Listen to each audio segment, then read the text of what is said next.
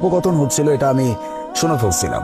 ওখানে কথাগুলো এমন হচ্ছিল যে আপনার হাজবেন্ড যদি তাদেরকে কালকে সকালের মধ্যে টাকা দিতে না পারে তাহলে আপনাকে যেন তাদের হাতে তুলে দেয়। এটার পরিবর্তে তারা 10 লক্ষ টাকাও নিবে না, উল্টো তাকে আরো 5 লক্ষ টাকা দিবে। আর আপনার হাজবেন্ড তো অবশ্যই একজন নেশাখোর। একজন নেশাখোরের কাছে 5 লক্ষ টাকা অনেক বেশি, এই জন্য সে কোনো কিছুই চিন্তা করে নাই, সোজা ওখানে রাজি হয়ে গেছে। এই কথাগুলো যখন আমি শুনছি তখন আমার কাছে মনে হয়েছে যে আপনার জীবনে অনেক বড় একটা বিপদ নেমে আসতেছে। ঠিক তখনই আমি চিন্তা করলাম যে আপনাকে কোনো না কোনোভাবে আমার বাঁচাইতে হবে। সাথে সাথে আপনার হাজবেন্ডের পিছন পিছন আমি আপনাদের বাড়ি পর্যন্ত চলে আসছিলাম। আসার পরে দেখলাম আপনার হাজবেন্ড আর বের হয় নাই, মানে অনেক নেশা টেশা করা ছিল তো, হয়তো ঘুমায়া পড়ছিল। আমিও চিন্তা করলাম যে ঠিক আছে, আমি তাহলে কালকে সকালেই আসি, মানে আজকে। আমি সকালবেলা উঠে ব্যাংকে গেছি, টাকা উঠাইছি, টাকাগুলো নিয়ে সোজা আপনাদের বাড়িতে চলে আসছি। আপনার হাজবেন্ডকে 15 লক্ষ টাকার জায়গায় 25 লক্ষ টাকা দিয়ে আমি আপনাকে কিনে নিয়ে আসছি শুধুমাত্র আপনাকে বাঁচানোর জন্য, যেন আমি আপনাকে একটা সেফ জোনে দিয়ে আসতে পারি। That's it. কি কইতেছেন আপনি এগুলা? আমার স্বামী জুয়া খেলে এতগুলো টাকা হারছে, আর এই নাকি আমারে বেচে দেওয়ার চিন্তা করছে, যার লেগে আমি আমার পরিবার পরিজন সবকিছু চাই রাখছি শুধুমাত্র এই মানুষটার ভরসায়। আর এই মানুষটা কিনা জুয়াই হাইরা আমারে বেচতে চাইছে। আমি কই যাবো কোন?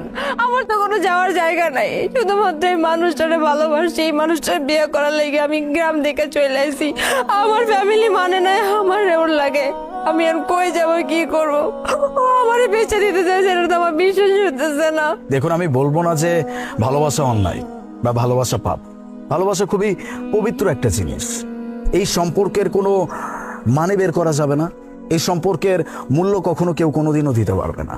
কিন্তু আমি কাকে ভালোবাসছি এটা আমার বুঝে ভালোবাসতে হবে।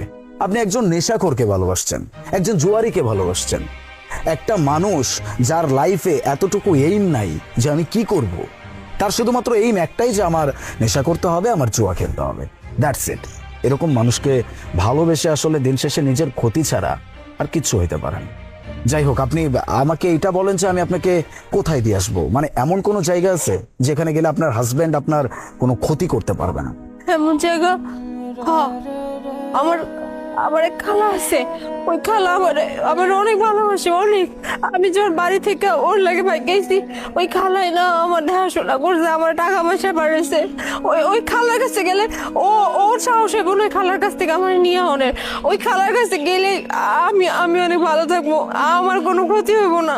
ঠিক আছে, নো ওয়ারিস। আমি আপনাকে আপনার খালার বাড়ি পর্যন্ত পৌঁছায় দিয়ে আসবো, একদমই চিন্তা করবেন না। আপনি চলেন, গাড়িতে ওঠেন।